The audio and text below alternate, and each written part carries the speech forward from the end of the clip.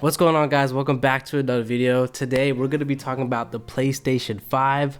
I was lucky enough to be able to get it back in December, and so I've been playing it for a few months now, and I'm going to talk about all the things I like about it, all the things I don't like about it. So I'm going to break this video up into 4 parts right here. We're going to first of all talk about, of course, the looks of the PlayStation 5. We're going to get into the controller next. After that, we're going to talk about the SSD and the speed of the PlayStation 5, and then we'll finish off with the user interface. And at the end, I'm going to answer whether you should get it or whether you should wait. Let's get right into the video. So first of all, I tried to make an unboxing video, but honestly, when I got this PlayStation, I was so excited to just like rip it out the box. So here is a very, very terrible unboxing video. Cool. It's out here, nothing over here, right? Oh, we got the stand for the console. This is it. Oh my. Alright, you ready?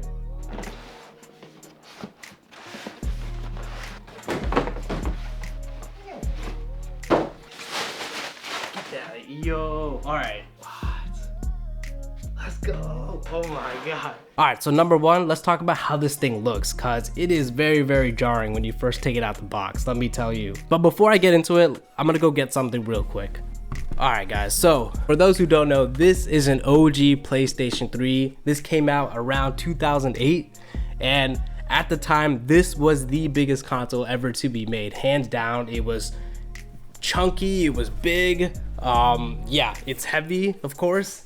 And yeah, there was a lot of technology packed into this at the time. Just comparing the two, you can see PlayStation 3 is massive, but then the PlayStation 5 just takes it to a whole new level. You can see how much taller the PlayStation 5 is compared to the PlayStation 3. The PlayStation 5, they really inverse the colors. I mean, PlayStation 3, PlayStation 4, for the most part, they were all black. And Sony kind of took that and they just wanted to switch it up a little bit and made the PlayStation 5 mostly white with a little bit of black in the middle, as you can see. My center console is actually all black, so having this white PlayStation 5, it does stand out a bit. And this is of course very subjective, but I really like it. Let me take this down. If you're looking to get a PlayStation 5, you got to make sure that it fits within your current setup, or you're going to either go out and buy a new setup. If you're looking to get a whole new setup for your PS5, IKEA is probably your best bet, because they actually have PS5 and Xbox Series X dummy displays up at their store, where you can kind of take that, plug it into whatever you're looking at and see if it actually fits. So I think that's actually hilarious. All right, so next up, we're going to be talking about the DualSense Controller. And they did such a good job with this controller. Pulling it out of the box and holding it in my hands for the first time, really, I was amazed. The first things you'll notice is the weight of the controller. Ooh, this is heavy. Okay, it's very heavy. It's so much heavier, a lot more dense, and the ergonomics on this controller are vastly improved. This is nice. This feels good. This feels good. It actually feels a lot more natural compared to what we got with PS3 and PS4, 100%. Sometimes my little brother is playing the PS5, so I switch back over to the PS4. And yeah, the controller, the PS4 controller, after using this, it's really, really hard to go back to this for sure. In the back of the controller, you'll see there's so many little X's and O's that they actually added, and not only is that a nice little Easter egg, but just it feels really good in your hand having that texture in the back. Okay, so of course, when talking about the PS5 controller, we gotta talk about its features. There are little features like they added a microphone right here, so that makes voice chatting a lot easier. They added a mute button as well to accompany that, and yeah, those are kind of it for the basic features there. But when I'm talking about DualSense features, I'm mainly talking about the haptic feedback and of course the adaptive triggers. These two features right here are absolutely game changing with the DualSense controller. So starting off with the haptics, there are little subtle things where in Spider-Man Miles Morales, when you go to type on a keyboard, you can actually feel each button press, which is a nice little touch. However, the game that utilizes haptic feedback the most right now is Astro's Playroom. And with the haptics, you can feel every little thing in that game. So when you're playing that game, little things, when you're walking on different surfaces, sand versus glass versus ice, it all feels very different within the haptics here. It's really amazing. And one little touch that I really enjoyed was the raindrops. So when it's actually raining on your Astrobot, you can actually feel every little raindrop hit him on his umbrella, and it's actually really, really cool, and it makes the experience a lot better. So haptic feedback is a very nice feature. However, not many games are utilizing it at the moment. So I'm excited to see how that works out with, of course, games like God of War, Ragnarok, and other AAA titles that are going to be coming out in the coming years for PS5. So moving on to the adaptive triggers next. One little criticism I have with the triggers is that I think the triggers actually feel a little bit better on the PS4 controller. If you notice slightly, the PS4 controller does have the triggers slightly more curved.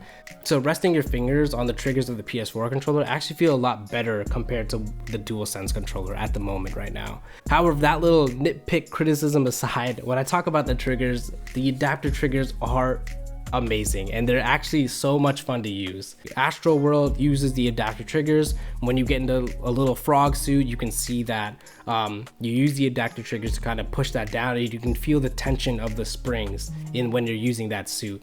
So that is really, really cool. But the adaptive triggers are mostly going to be game changing for first person shooter games, or any shooter games for that matter. Playing games such as Call of Duty Black Ops Cold War or Watch Dogs, it's so much fun going around and shooting because of the adaptive triggers. Ubisoft and Activision have actually coded the game differently for every single gun.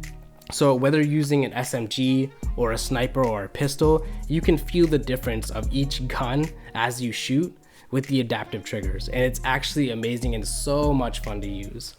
One thing I'm really disappointed in is that I feel like they could have done a much better job with the triggers for Spider-Man. I mean, you use R2 to web sling around the city, and you do feel some resistance, but it's very subtle and it doesn't change anything, honestly. So yes, the adaptive triggers, when utilized correctly, are very, very nice. And of course, that goes well with the haptic feedback as well.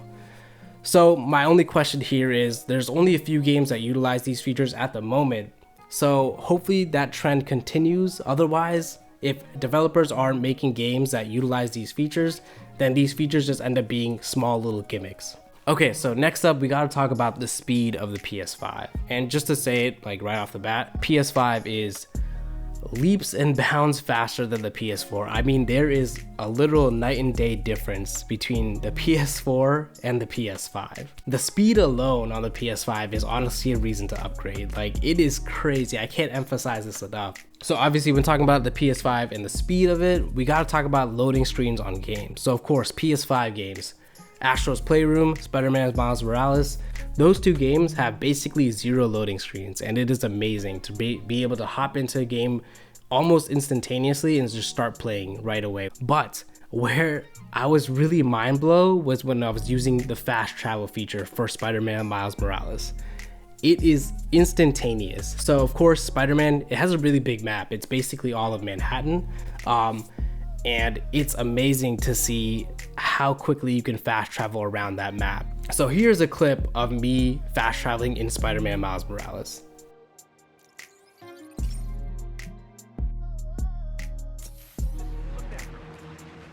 Later, nerd.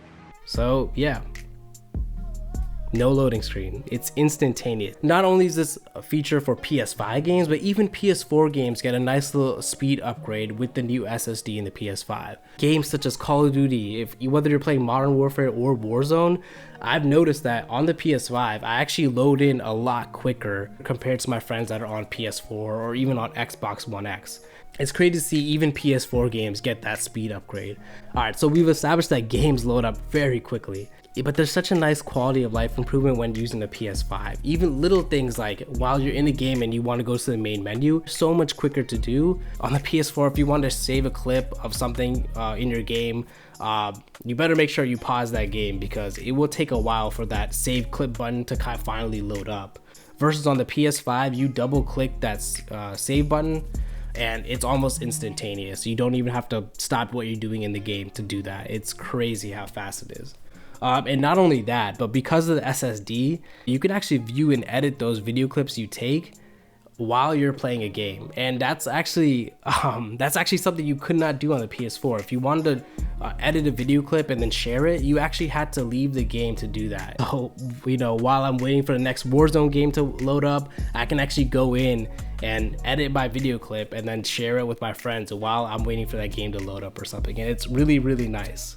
So yeah, little things like switching between games, going to the main menu, joining and leaving your friends' parties are so much quicker, so much snappier on the PS5 compared to the PS4.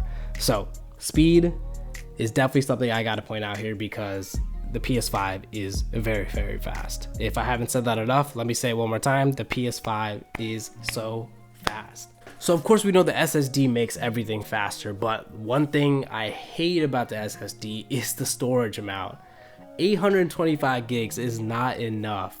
That's probably my biggest gripe about the PS5 is the internal storage is very disappointing. So on the box it says 825 gigs. However, after the software and all those internals that take up a little bit of that, we actually get about 670 gigs of usable storage. To put that in perspective, my PS4 Slim, we get about 900 or so gigs of usable storage. So to get 600 gigs of usable storage on the PS5 is very, very disappointing. And is that I have less storage on my PS5 than I do on my PS4, which is, come on. So I'm definitely really looking forward to that expandable storage that Sony comes out with, hopefully sometime this year. So lastly, I'm going to talk about the user interface of the PS5. So I'm not gonna lie, when Sony first gave us a preview of the user interface back in summer of 2020, I was not a fan of it. I thought it looked really ugly. The cards were very confusing. They looked really noisy and messy to me.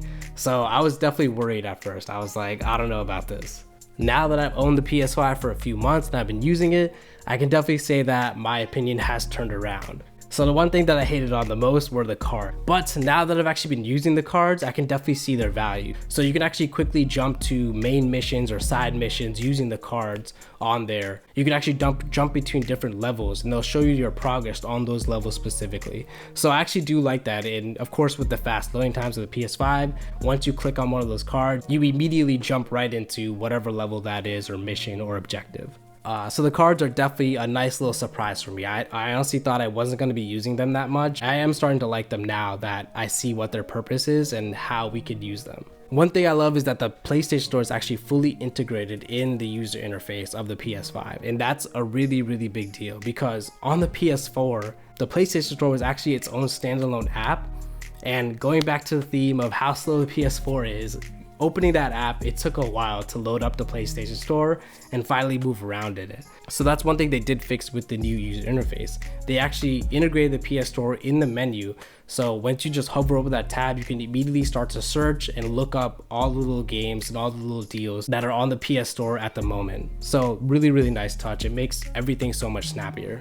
So in conclusion, do I recommend the PS5? Of course, yes, I love this thing. Everything about the PS5 is leaps and bounds better than the PS4. The internals, the externals, the controller, everything. It's really, they did such a good job with the PS5. However, if you're a more casual gamer such as myself who plays, here and there every once in a while, plays with friends for the most part, and you're struggling to get a PS5, I will say one thing, don't feel bad about not having a PS5 right now. I still think that if you can wait, you should definitely wait. First of all, because it's extremely hard to get a PS5 right now. And second of all, because there isn't much to play on the PS5. I know for a fact there'll be, in a couple of years from now, we will definitely be getting a PS5 Slim. And with that, hopefully comes an upgrade to the internal storage that's in there. So hopefully they give us a full one terabyte or even more than that. That would be awesome. All right, so anyway, guys, I hope you guys enjoyed this video. I hope you guys found it informative. If you have any questions on the PS5, definitely feel free to comment below. I will be going through the comments and answering as many questions as I can. With that, if you guys like this video, press the like button and of course subscribe. I make tech and lifestyle videos such as this. So if you're interested, definitely subscribe and look out for more videos. But yeah, in the meantime, I will see you guys very soon.